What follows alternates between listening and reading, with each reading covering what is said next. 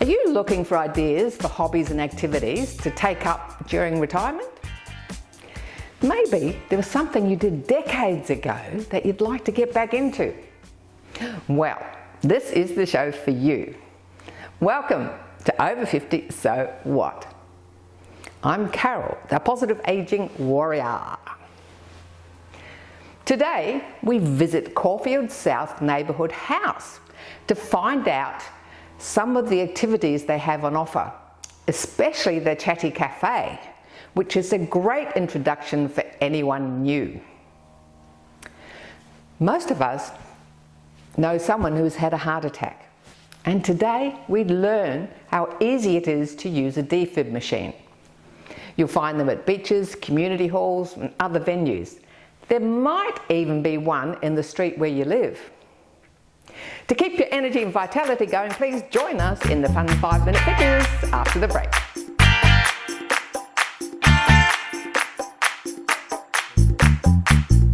Do you know how to recognise the signs of having a heart attack? Do CPR or even use a defibrillator?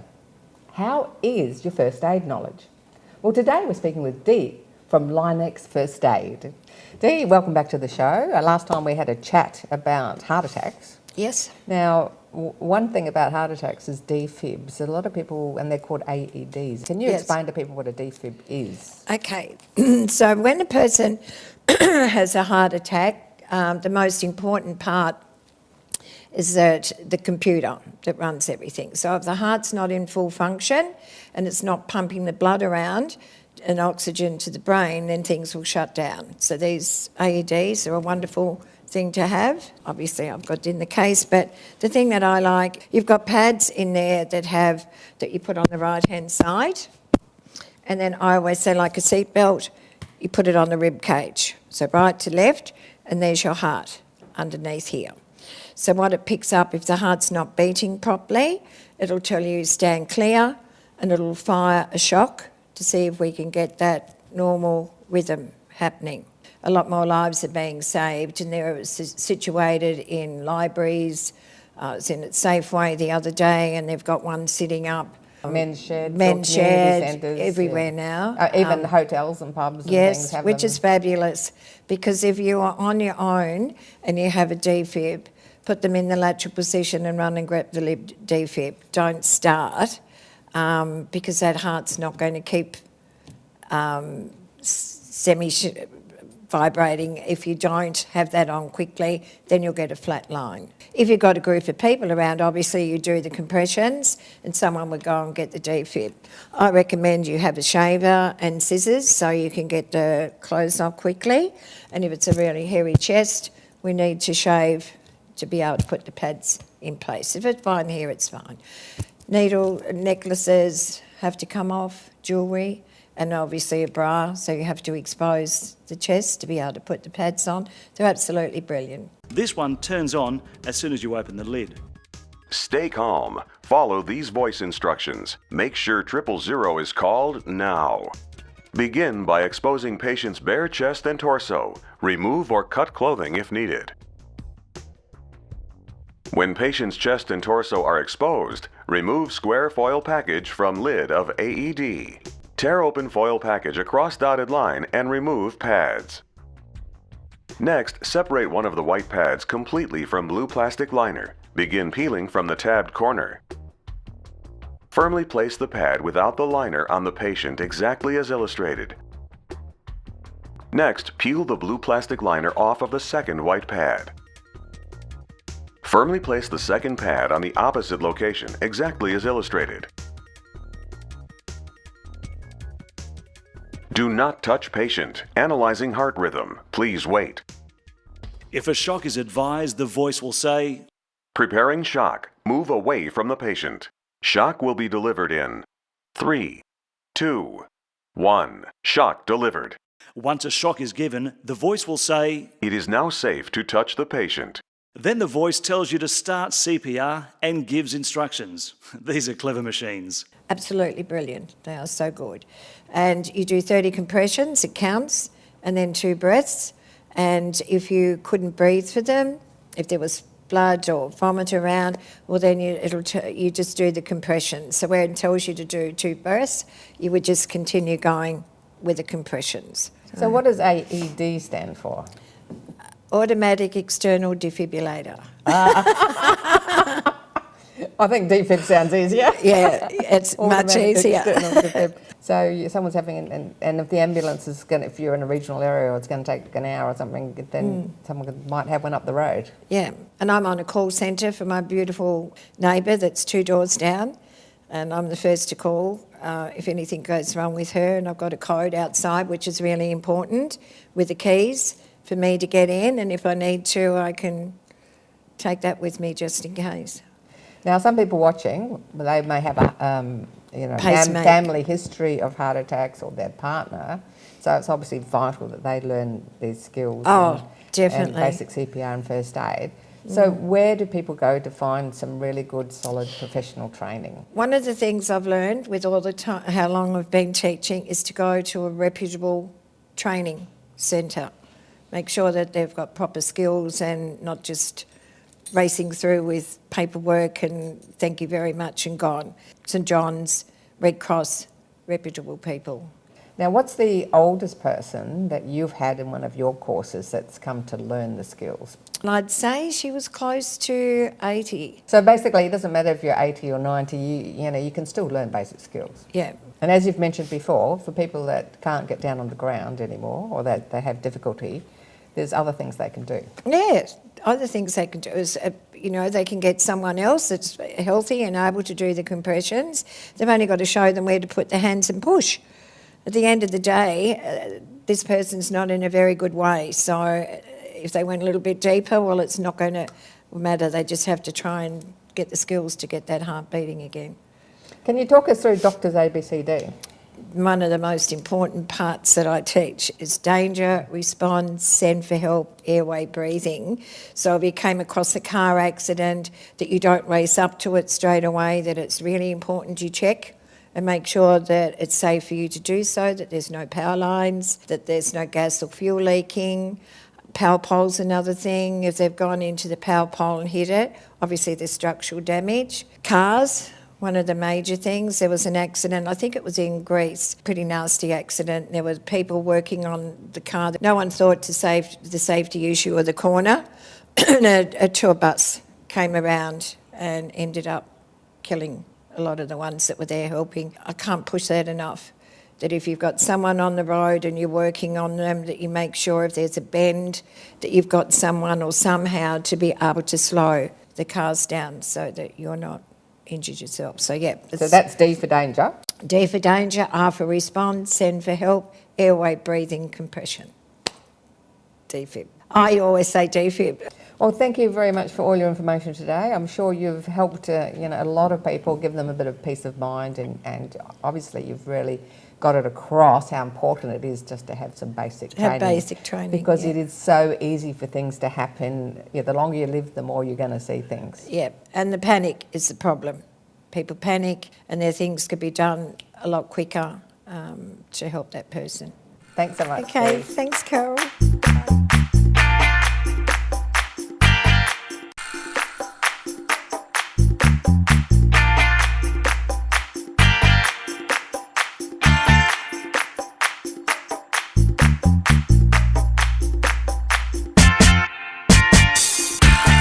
Are you ready for your 5 minutes of fitness? It's time to get up and join in with us. You're going to feel heaps better afterwards, heaps better.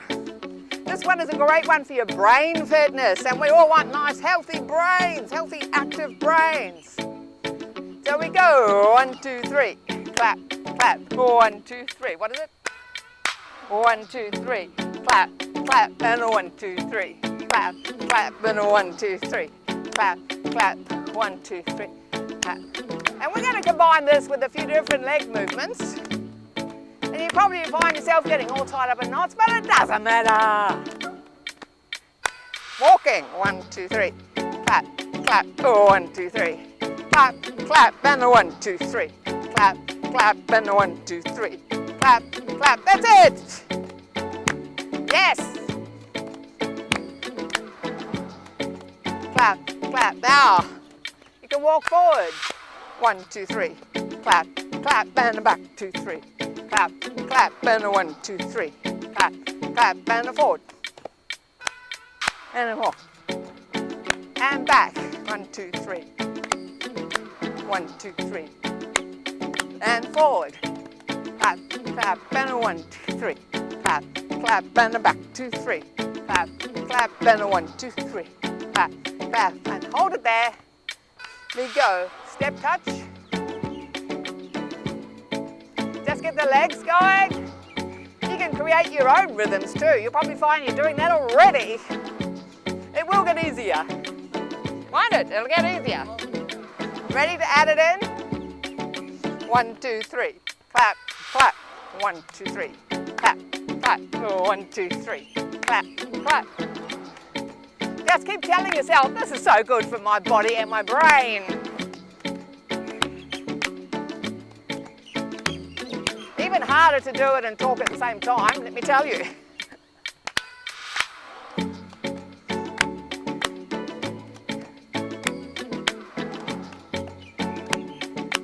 Okay, no arms.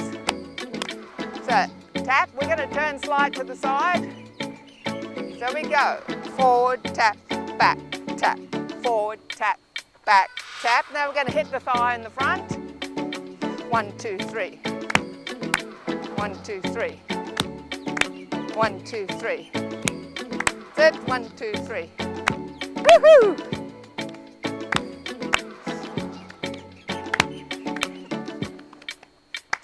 I said this was going to be a laugh, and you're probably laughing at yourself out there as well. That's what it's all about. Life's too short not to laugh. And laughing at yourself is even better.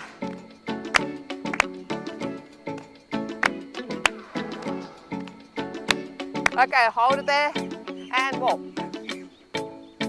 And we go. 1, 2, 3. 1, 2, 3. 1, 2, 3. 1, 2, 3. Yeah! 1, 2, 3. She said it's a brain teaser. Now we're going to do a step touch to the side. Step, touch, step, touch. So just get that going. And we're going to turn it. Step, touch, back, touch. Forward, touch, back, touch. Forward, touch, back, touch. And 1, 2, 3. 1, 2, 3. 1, 2, 3. Yeah!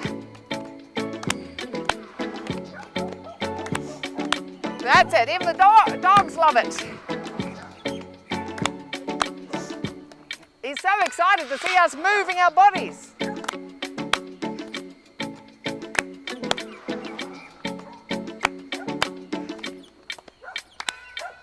Four, 3, 2, and hold it there, and walk, back to walking, 1, 2, 3, 1, 2, 3, 1, 2, 3, and we're going to come forward, 1, 2, 3, and back, and forward, and back.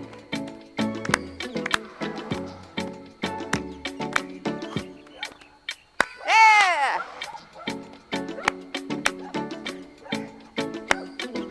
1, 2, 3.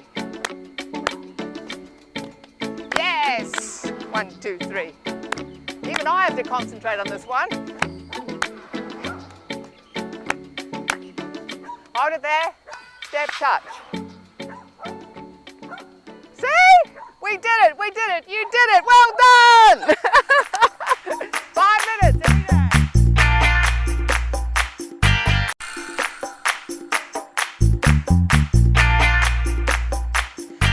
over 200 Chatty Cafés around Australia, where anyone can drop in and have a chat with others in the local area.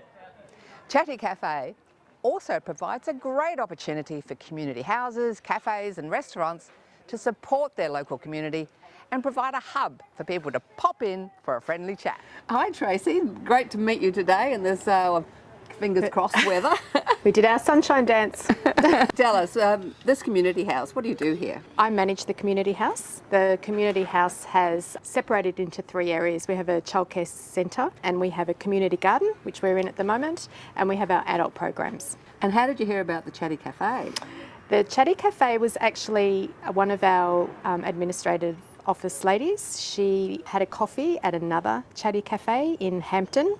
And she came back to the community house and said we need to set one of these up in our garden. So how do you integrate it with your other programs? That's the trick. That's the secret to our success, I think. The cafe is open for an hour and a half and it's right in the middle of 6 programs that we operate on a Tuesday morning. So there's people coming in and out. People will stay for the whole hour and have a coffee with people that they've met through the Chatty Café, or they'll come and have a quick coffee before their program, or they'll have their program and then they'll have a quick coffee on their way out. So people coming in and out of the cafe over that period of time.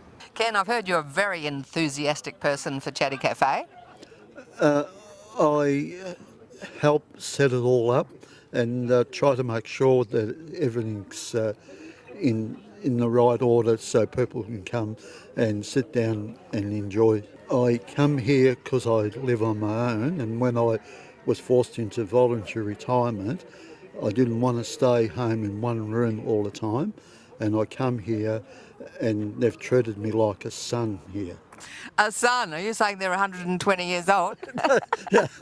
But they've been very good, a lifeline for me, and it's given me some form of encouragement, enthusiasm, giving something back to the community, and I enjoy it.